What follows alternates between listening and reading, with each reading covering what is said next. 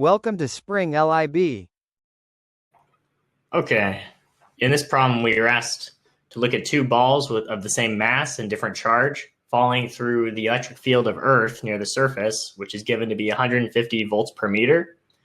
So if we assume that these balls are two identical balls, they call them 1 and 2,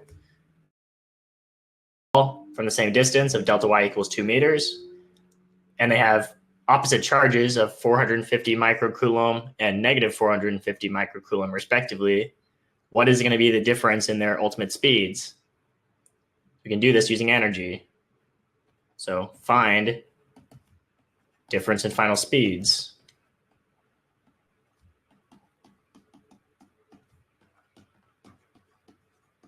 Okay. So to start, we can simply use conservation of energy. The total energy initially has to be equal to the total energy after the fall. We can assume this is a conservative process. So we end up initially with gravitational potential energy of mgh plus electric potential energy of Q times V. And we end up with a final kinetic energy of 1/2 mv squared.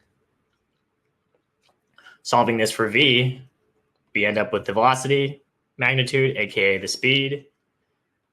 We have 2 times gh plus qv over m. And at this point, we can plug everything in. We can use delta y equals 2 meters for h. We know the voltage. Well, we know q. We know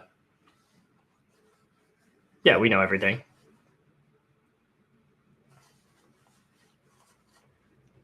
Now,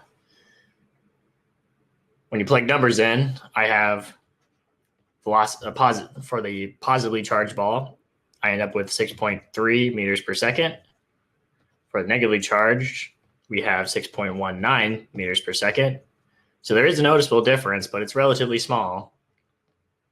So we have our delta V, change the difference in velocities between the two after they hit the ground of about 0.13 meters per second.